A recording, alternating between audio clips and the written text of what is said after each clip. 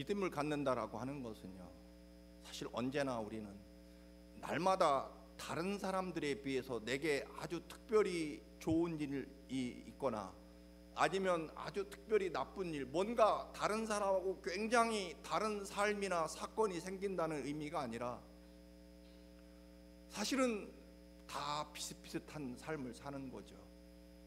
그런데 언제나 말씀드린 대로 우리는 크든 작든 저 일과 저 사건 속에서 하나님 아버지의 뜻이 뭘까를 살피는 것, 물론 그게 여러 가지 하나님의 뜻과 아까 말씀드린 대로 해석을 다를 수 있겠지만 분명한 것은 어떻게 하든 어떤 조건과 어떤 형편에서도 아버지의 마음과 뜻을 헤아리려고 하는 그런 습관과 가치관을 가진 그런 사람이 하나님 백성이다, 그런 이야기죠. 그리고 그 해석에 따라 하나님이 네 믿음대로 이루어진다라고 하는 것을 그것을 믿는 거죠. 그래서 하나님, 우리 교회 곧 내 식구가 늘게 생겼습니다. 그렇게 믿으면 그렇게 믿음대로 될 것이고요. 하나님, 저 참새들이 저렇게 하나님 집에서 저렇게 정말 시편 84편에 있는 말씀이 그대로 우리 교회에서 지금 이루어지고 있습니다. 그리고 그냥 처마가 아니라 정문, 그것도 수많은 사람들이 들락거리는 이 불안한 문 앞에서 그 높은 곳에 집을 짓고 저렇게 평안히 거하는 모습을 보면서 하나님, 저 참새만도 못한 우리의 믿음을 보입니다. 그렇게 은혜를 받을 수도 있는 거고요. 결국 그저 참새집 하나를 놓고 우리는 어떻게 무엇을 해석하고 받아들이느냐가 그 사람의 가치관과 믿음이다. 그런데 그 가치관과 믿음, 그 근거에 하나님의 진정한 뜻과 마음이 무엇인가를 헤아리는 사람이 그리스도인이다. 다른 사건이 일어나는 것이 아니라. 예수님께서 전능하시고 거룩하신 창조주 하나님, 너무나 거룩하신 분이라 그 이름조차 부를 수 없게 된, 우리와는 말 그대로 하늘과 땅보다도 더 차이가 있는 존귀하고 거룩하신 하나님 아버지, 구약에서는 하나님의 얼굴을 보는 순간 죽음을 당하는, 구약의 수많은 서기관들이 성경을 옮겨 적다가 여호와 야훼라는 이름이 나오면 얼른 펜을 놓고 손을 깨끗이 씻고 와서 다시 여호와라는 이름을 기록할 정도로 거룩하고 존귀하신 분, 여호와의 이름을 부를 수 없어서 아도나이라는 주님이라는 말로, 비록 책에는, 성경책에는 여호와라고 기록되어 있지만 읽을 때는 주님이라고 읽는 그 정도로 거룩하고 존귀한 하나님 아버지. 그래서 이스라엘 사람들은 한때 수백 년 동안 여호와 하나님 이름을 어떻게 불러야 될지 잊어버렸었습니다. 왜냐하면 원래 히브리 단어는요, 모음이 없습니다. 자음만 있기 때문에. 그렇잖아요. 기역, 니은, 디귿 해놓으면 이게 가나다인지 고노도인지 이게 알 수 없는 거죠. 모음이 없으니까. 그래서 야훼라는, 여호와 하나님이라는 이름을 어떻게 불러야 될지 잃어버렸습니다. 왜냐하면 하나님의 이름을 우리 인간의 입술로 부를 수 없기 때문에. 그 정도로 거룩하신 하나님. 그런데 오늘 예수님께서 이 하나님에 대해서 말씀하시기를, 너희들은 그 전능하시고 거룩하신 하나님을 아버지라고 불러라, 예수님이 그렇게 말씀하십니다. 그런데 더 나아가서 그냥 아버지가 아니라 뭐라고 부르냐면 아빠라고 부르라는 것입니다. 예수님이 그 거룩하고 존귀하신 하나님을 아버지도 아니고 아버님도 아니고 아빠라고 부르라는 것입니다. 우리 하나님 아버지는 그런 분이다라고 예수님이 그렇게 오늘 말씀하시는 거죠. 그러면서 가장 하나님에 대해서 가장 잘 말씀해 주시는 내용은 오늘 너무나 유명한 탕자의 비유라고 알려진 오늘 본문을 말씀하시면서 우리 아버지 하나님은 바로 이런 분이시다라고 주님이 말씀하시는 것입니다. 사실 저도 처음 교회 나갔을 때부터 한 10년 동안 하나님을 아버지라고 부르지 않았습니다. 부르지 못했습니다. 이유는 여러 가지가 있습니다. 워낙 어렸을 때 아버님이 돌아가셔서 제 입으로 아버지라는 이름을 아버지라고 불러본 그런 경험이 전혀 없기 때문이겠고, 또 하나는 아버지의 사랑을 받은 적이 없기 때문에, 하나님은 우리와 너무나 차이가 큰, 하늘과 땅보다도 더 큰 차이가 있는, 하나님은 신이고 나는 이 땅을 밟고 사는 인간인데 어떻게 신을 아버지라고 부를 수 있나. 그래서 저는 그냥 하나님은 하나님이었지, 마치 유대인들처럼 하나님을 아버지라고 부르는데 굉장히 오랜 시간이 걸렸습니다.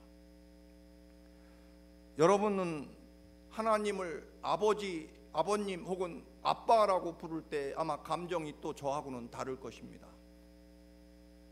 여러분은 웬만한 고통이라면 묵묵히 견디며 내색하지 않으시는 아버지의 모습, 혹은 정말 뼈가 으스러지도록 자녀들을 위해 희생하며 일하시는 아버지의 모습, 혹은 그래도 때로는 아버지 품에 안겨서 응석을 부리고 싶은 그런 아버지의 모습을 여러분 아버지라는 단어 속에 느끼는 감정이 있을 것입니다. 또 뭐 어떤 분은 개중에 워낙 어렸을 때부터 아버지에게 상처를 많이 받고 분노만 가득해서 하나님 아버지라고 부를 때 그 아버지에 대한 생각이 오히려 두려움과 어려움을 주는 그런 아버지에 대한 기억을 가지고 계신 분도 혹시 있을지 모릅니다.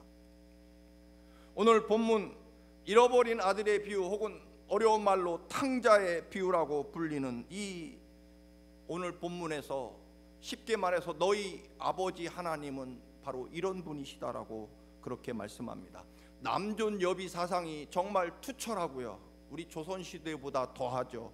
유대인들은 2000년 전에 아버지의 권위는 거의 하나님과 비슷한 그런 절대적인 아버지의 권력을 가지고 있던 2000년 전에 유대인들의 그런 문화와 풍습 속에서 오늘 본문의 아버지 모습은 유대인들이 절대로 받아들일 수 없는 그런 아버지 하나님의 모습이다라고 하는 것입니다. 더 설명드리지 않아도 될 만큼 오늘 본문은 너무나 자주 유명한 말씀이죠. 두 아들, 둘째 아들이 아버지에게 감히 유산을 미리 달라고 그렇게 요청합니다. 그 당시 유산이라는, 지금도 마찬가지겠죠. 아버지가 시퍼렇게 살아계신데 아버지 유산 주세요라고 말하면 아마 보통 아버지라면 너 이놈, 뭐 세상 말로 무슨 자식 하면서 너는 애비가 당장 죽었으면 좋겠지, 절대 못 죽는다, 뭐 그렇게 혼을 내면서 여러분 가차없이 아들을 징벌할 그런 것이 아마 보통일 것입니다. 그렇게 혼을 내고 거절해야 되는 이 상황에 아버지는요, 두말 없이 아들에게 유산을 각각 분배해 주게 됩니다. 큰아들은 계속해서 아버지를 모시고 아버지와 함께 집에서 살았고, 둘째 아들은 유산을 받자마자 즉시 팔아서 먼 나라로 가서 아버지가 없는 땅에 가서 허랑방탕하며 창기와 함께 모든 재산을 탕진하게 됩니다. 그리고 거지가 되어서 유대인으로서는 감히 상상할 수 없는 가장 더럽고 인생을 포기한 사람들이 하는 돼지 치는 일을 맡게 되죠. 아마 임금도 제대로 못 받고 겨우겨우 먹고 살았는지 나중에는 돼지가 먹는 돼지 밥에서 건더기를 건져서 생명을 유지할 정도로 비참한 지경에 처하게 됩니다. 여러분, 하나님 없이 잘 될 것 같지만, 잠깐 잘 되고 즐거운 것처럼 보이지만 우리 인생은 근본적으로 하나님으로부터 왔기 때문에 여러분, 하나님의 품을 떠난 순간부터 우리는 끈떨어진 연과 꼭 같고요, 그리고 우리는 반드시 우리의 영혼과 삶은 이렇게 나락으로 떨어지게 돼 있다라고 하는 것을 절대로 여러분 잊지 마시기를 축원합니다. 그렇습니다. 그렇게 돼지가 먹는 밥을 먹으면서 그는 생각하죠. 우리 집에, 아버지 집에 일꾼들, 머슴들, 종들도 배불리 먹거늘 내가 이렇게 돼지가 먹는 밥을 먹고 있구나. 그리고 죽을 각오를 하고, 아들은 그만두고 꿈도 언감생심 아버지 집에 종으로 살면 굶어 죽지는 않겠다 하고 고향으로, 아버지 집으로 돌아가는 거죠. 정상적인 아버지라면 자신의 유산을 탕진하고 거지가 되어 돌아온 아들을 정말 죽을 만큼 때려줘야 되는 거죠. 그리고 밥을 쫄쫄 굶겨서 세상이 어떻다는 걸 보여주고, 그리고 그 못된 버릇을 단단히 고쳐준 다음에 아마 각서를 받았을지도 모릅니다. 아버지와 형님 재산을 더 이상 달라고 요구하지 않는다는 각서를 받고 아마 종으로 받아주면 잘하는 일이었을 것입니다. 흔히 그런 얘기가 있죠. 집 나간 아들을 어머니는 밥 한 그릇 떠서 아랫목에 묻어놓고 기다리고 아버지는 몽둥이를 숨겨놓고 기다린다, 뭐 그런 이야기가 있습니다. 그런데 오늘 그런 아버지와는 전혀 다른 모습으로 하나님 아버지를 소개하고 계십니다. 둘째 아들이 저 멀리 달려오는 것을 걸어오는 것을 보고 아버지는 아들이 아버지를 알아보기 전에 분명히 아들을 먼저 알아보고 달려가서 아들이 내가 아버지께 정말 죽을 죄를 지었다고 용서를 구하고 아들은 꿈도 꾸지 않습니다. 종으로 살게 해주십시오라고 그렇게 부탁하고 회개하려고 하는데도 아버지는 그 기회를 주지 않습니다. 달려가자마자 먼저 보고 뛰어가서 아들을 끌어안고 입을 맞추고, 그리고 준비된 새 옷과 그리고 손에 가락지를 끼워주고 새 신발을 신겨줍니다. 여러분, 여러 번 말씀드렸습니다만 아버지는 사실 이미 용서해놓고 기다리고 계신 거죠. 날마다 집 나간 자식 걱정에 문을 열어놓고 자식을 이제나 저제나 저 먼 동구박을 바라보면서 아들을 기다렸던 거죠. 그리고 용서해놓고 기다렸다는 그 가장 분명한 증거는 아들을 위해서 돌아오면 입히려고 새 옷을 지어놓은 거죠.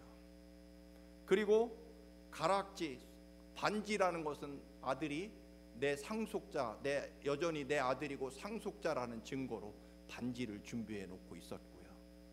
그리고 신발, 노예는 신발을 안 신었죠. 그 당시에 오직 아들로서 신발을 준비해 놓은 것입니다. 여러분, 하나님이 우리의 죄를 이미 용서해 놓고 기다리고 계십니다. 언제요? 2000년 전 갈보리 언덕 십자가에서 이미 용서해 놓고, 모든 죄를 용서해 놓고 우리를 기다리고 계시다라고 하는 것입니다. 오늘 분명히 아들이 동구 밖에 나타났습니다. 아들은 아버지를 너무 멀어서 알아보지 못합니다. 그런데 아버지는 아들을 알아봅니다. 아마 개미만하게 점으로 보이지만 저건 내 아들이구나. 아마 거짓 차림으로 완전히 몰골이 정말 말이 아닌 그 아들임에도 불구하고 알아보는 거죠. 여러분, 누가 알아봅니까? 기다린 사람이 알아봅니다. 달려가서 아버지 잘못했습니다라고 말하기도 전에 입을 맞추고 끌어안고, 아마 그랬을 겁니다. 아들아 고맙다, 돌아와서 고맙고 살아있어서 고맙다라고 아버지가 고맙다고 하십니다. 하나님이 어떻게 우리를 사랑하십니까? 예수님이 우리 살리려고 십자가에 생명을 내어놓으시고 그 보혈의 피를 쏟으며 우리를 구원하신 그 주님, 그런데 우리가 돌아오면, 하나님 앞에 돌아오면, 하나님의 말씀대로 살기로 결심하면 오히려 하나님이 고마워서 어쩔 줄 몰라 하신다는 것입니다. 여러분, 그렇잖아요. 뼈가 부스러지도록 일해서 자식을 키우는데 사실 자식이 부모에게 고맙다고 해야죠. 그런데 늘 열심히 살아가는 자식을 보면 부모가 자식에게 고마운 거죠. 여러분, 그렇게 아들을 기다리면서 모든 사랑과 은혜를 준비해 놓고 아들이 돌아오면 용서해달라는 말조차 기회도 주지 않고 이미 다 용서했기 때문에, 이미 십자가의 그 거룩한 보혈의 피로 주홍 같은 우리들의 죄악을 다 용서해 놓고, 그리고 돌아오면 받게 될 하나님 나라의 그 놀랍고 위대한 생명과 구원의 축복을 준비해 놓고 우리가 돌아오기만을 기다리신다는 것입니다. 그게 우리 아버지 하나님이시라는 것입니다. 여러분, 용서는 나중에 하더라도 기필코 잘못한 것에 대한 대가를 치러야 되는 것이 우리 사람의 도리이죠. 그리고 아마 보통의 아버지는 정말 잘못한 것만큼 회개, 잘못을 뉘우치는 태도를 보고 싶어 하는 것이 사람의 생각일 것입니다. 그래서 들에서 정말 성실히 아버지를 도와 열심히 일한 큰형이 집에 밭에서 일하고 돌아와 보니 자기 집안에 사람들이 가득하고 풍악이 울리고 맛있는 음식 냄새가 가득 풍겨옵니다. 큰형은요, 집 안으로 들어가지 않습니다. 성경에 보면 무슨 일인지 종을 불러서 알아보는 거죠. 여러분, 자주 말씀드립니다만 굳이 알아보지 마십시오. 그냥 용서하고요, 사랑하고 받아주시기 바랍니다. 왜냐하면 하나님이 우리를 그렇게 받아주셨습니다. 너 왜 그랬니? 이 못된 놈아, 그 돈 다 어디다 썼니? 네가 얼굴이 무슨 낯짝으로 집에 기어들어왔니? 여러분, 그래야 되는 거 아닙니까? 그런데 우리 아버지께서 사랑하는 자녀들을 기다리고 또 기다리다가 저 멀리 조그만한 점으로 보이는데도 뛰어가서 아버지 잘못했습니다 라고 말하기도 전에 입을 맞추고 끌어안고 눈물을 흘리며 아버지가 아들에게 고맙다고 말하는 거죠. 그런데 형은 알아보죠. 집에 안 들어갑니다. 그리고 종을 불러서 무슨 일이냐 소식을 듣고 큰아들이 분노하기 시작합니다. 나한테는 아버지 집에서 열심히 아버지를 도와 올바르고 굳세게 열심히 살아온 나한테는 송아지 한 마리 잡아준 적은, 송아지는커녕 수고했다 칭찬 한마디 해준 적 없거늘 아버지 유산을 받아다가 화랑방탕하고 창기와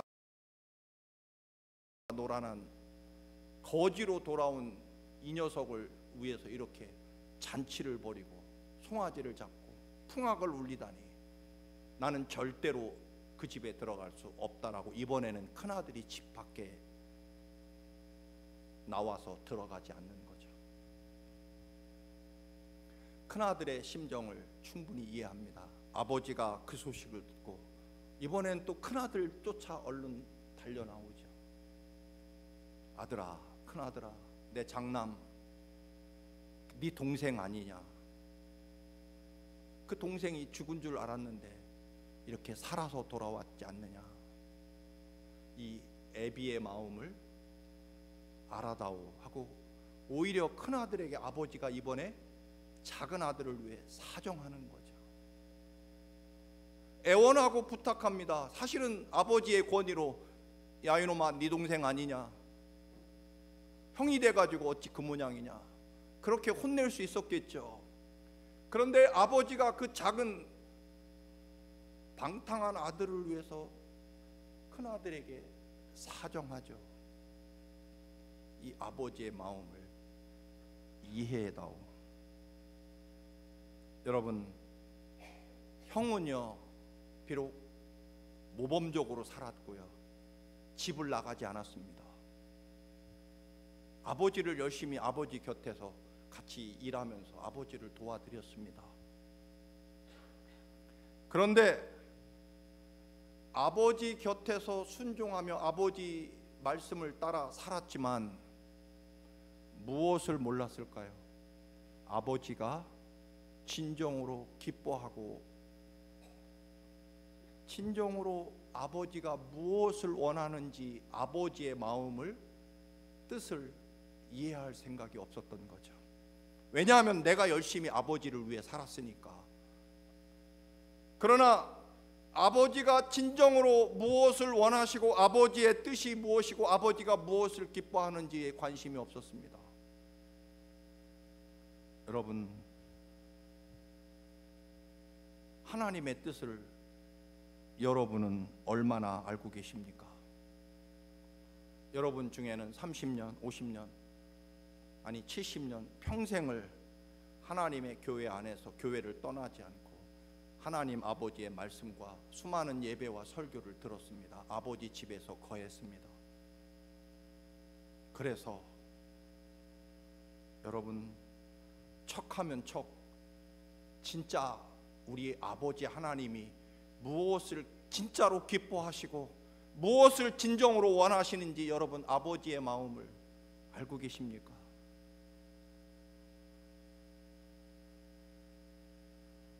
나름대로 열심히 성경대로 살았고 예배하며 살았지만, 아버지 집에서 평생을 여러분 예배하며 살아왔지만, 진짜 우리 아버지 하나님, 우리 아빠의 마음과 생각과 아빠가 무엇을 기뻐하시고 원하시는지 진짜 알고 계시냐라고 하는 것입니다. 사실 오늘 이 탕자의 비유는 많은 여러 번 말씀드렸습니다만 신학자들이 이건 잘못된 제목이다, 탕자의 비유 혹은 잃었던 아들이 돌아온 얘기가 아니라, 사실 이 이야기는 탕부, 아버지 부자에서 방탕한 아버지의 얘기다. 여기서 방탕하다는 뜻은 사랑을 한없이 낭비하는 아버지, 한없이 사랑을 마구마구 절제하지 않고 쏟아 부어주는 아버지의 사랑을 마음껏 낭비하는 아버지의 얘기다, 그런 이야기입니다. 그래서 탕부 이야기다. 이 이야기의 주인공은 사랑을 한없이 쏟아붓고 또 쏟아붓고 헛된 곳에, 허무한 곳에까지도 쏟아붓는 아버지의 그 사랑의 낭비.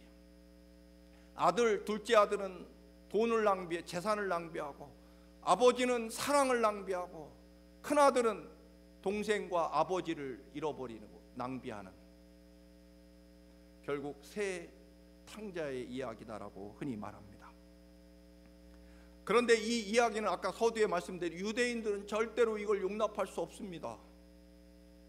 아마 거의 저처럼 하나님은 신이시고 거룩한 분이고 우리는 인간인데 어떻게 하나님을 아버지, 거기에 대다고 아빠, 데디라고 부를 수 있냐, 그런 이야기입니다. 이거는 신성 모독이죠. 하나님의 이름을 모욕하는 거죠. 유대인들이 생각하는 하나님은 일면 그런 게 있는 거죠. 하나님은 인간이 잘못하는지 무섭게 보고 있다가, 잘못하면 처음에는 참고 또 참으시다가 도저히 안 되겠으면 어떻게 하십니까? 소돔과 고모라 성의 유황불로 소돔과 고모라 성을 모조리 불태워 버리시거나, 아니면 홍수를 쏟아부어서 노아 시대의 홍수로 세상을 다 멸하시거나, 아니면 남과 북으로 갈라진 이 이스라엘, 북쪽 이스라엘을 아시리아를 동원해서 모조리 흩어버리시고 영원히 멸망시켜버리고, 남쪽 유다는 바벨로니아라는 나라의 침략을 받게 해서 예루살렘을 완전히 불태워버리고 포로로 끌려가서 70년 혹은 250년 그 많은 세월을 포로로 살게 하시는 그런 하나님? 물론 하나님은 그런 면이 있으십니다. 그런데 오늘 예수님이 너희들이 알고 있는 하나님의 여러 모습 중에 가장 꼭 알아야 될 모습이 있다. 하나님은 너희들의 아빠가 되신다는 것입니다. 그래서 십자가에 그 베들레헴의 마구간에 사람의 몸으로 찾아오셔서 우리와 같이 있고 싶어 하시는, 우리에게 아빠라는 소리를 듣고 싶어 하는 그 간절한 사랑을 아버지가 가지고 계시다. 그리고 우리의 죄를 무섭게 심판하시는 것이 아니라 차라리 내가 십자가에 너희들의 죄를 위해서 이 애비인 내가 대신 너를 위해 대신 죽겠다. 너희들의 죄값을 이 아버지가 대신 담당하겠다. 그래서 십자가에 대신 죽으시는 하나님, 진짜 우리들의 아버지, 아빠 되신다는 것입니다. 그래서 예수님은 하나님에 대해서 잘못 알고 있다.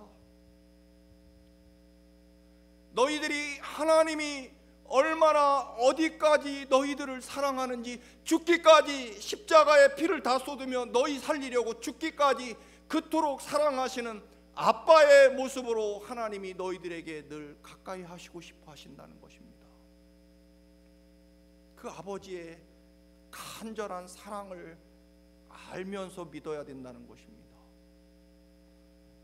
아들이 돌아왔을 때 큰아들 생각으로는 정말 다리 하나는 부러뜨려야 될 것 같은데 풍악을 울리며 송아지를 잡아서 잔치를, 온 동네 사람들을 불러서 잔치를 벌입니다. 여러분 가만히 생각해 보십시오. 저도 마찬가지일 것입니다. 종종 교인들 중에 자식에 대해서 부끄러워서 감추고 숨기려는 분들이 있죠. 그건 당연히 아마 인지상정일 것입니다. 대학에 떨어졌다고 쉬쉬하고, 예를 들면, 또는 아들이 사고 쳤다고 쉬쉬하고, 사실은 나중에 교인들은 대충 다 아는데도 여전히 모르는 척하고, 왜냐하면 부끄럽기 때문에. 사고 치고 돌아온 아들 감추고 싶고. 그런데 여러분, 만약 이 비유에서 그 동네, 옛날 2000년 전에 그 작은 동네에서 아유 저 차 목사네 집 애가 아버지한테 감히 재산 달라고 해가지고 집 나갔다가 허랑방탕하게, 정말 방탕하게 쓰고 집에 들어왔대. 동네 사람은 다 알죠. 그 아들이 얼마나 못되고 정말 타락한 아들인지. 동네 사람이 왜 모르겠습니까?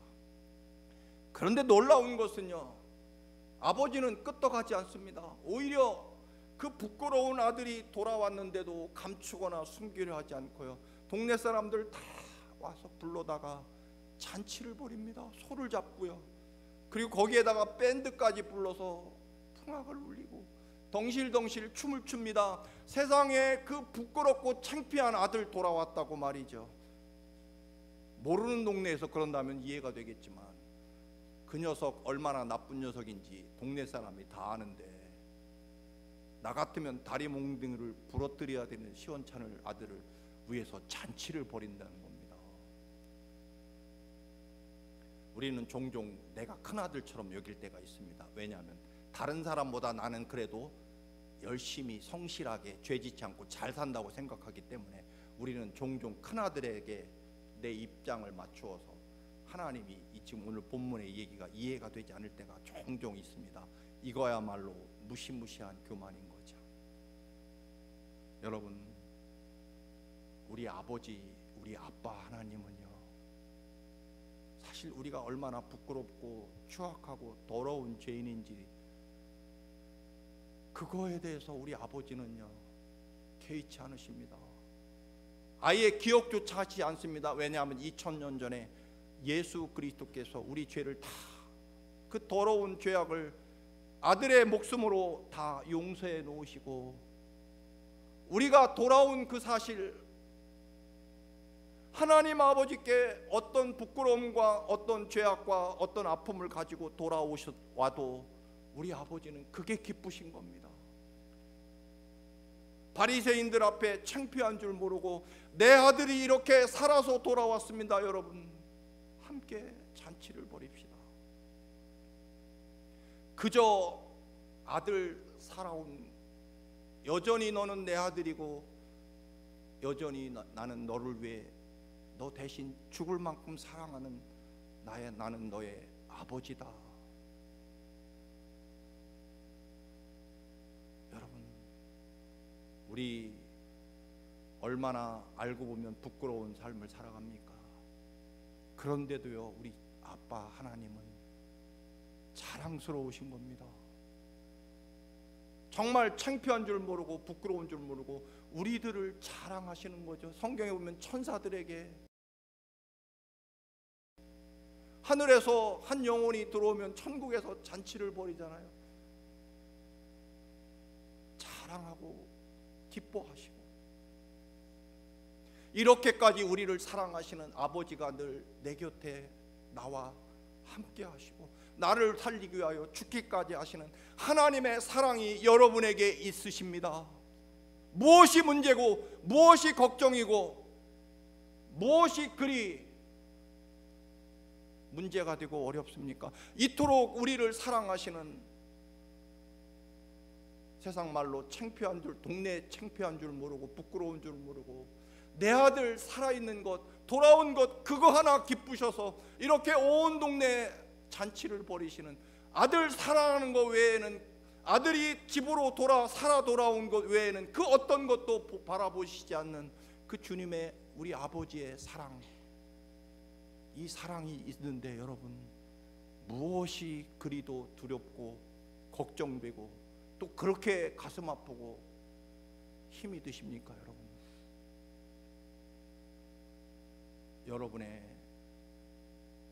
그 거룩한 존귀하신 하나님이 하늘 보좌를 버리시고 나를 살리려고 십자가에 죽으시고, 정말 한없이 부족하고 부끄럽고 어디 하나 내세울 만한 것커녕 알고 보면 온갖 더러운 죄악으로 가득한 그 아들 돌아왔다고 잔치를 벌이고 창피한 줄 모르고 자랑하시는 그 우리 아버지의 마음, 이 마음으로 여러분 꼭 승리하시기를 축원합니다. 우리를 이토록 사랑하시는 아버지가 계시잖아요. 절망하지 마시고 두려워하지도 마시고요. 또 그렇게 용서된 우리, 더 나아가서 누구를 정죄하고 심판할 자격도 없습니다. 우리는 큰아들이 아닙니다. 이 믿음을 가지고 이토록 나를 기뻐하시고 무조건 사랑하시는 주님의 사랑이 여러분에게 있음을 믿고 날마다 담대하게 승리하시기를 주님의 이름으로 축원합니다.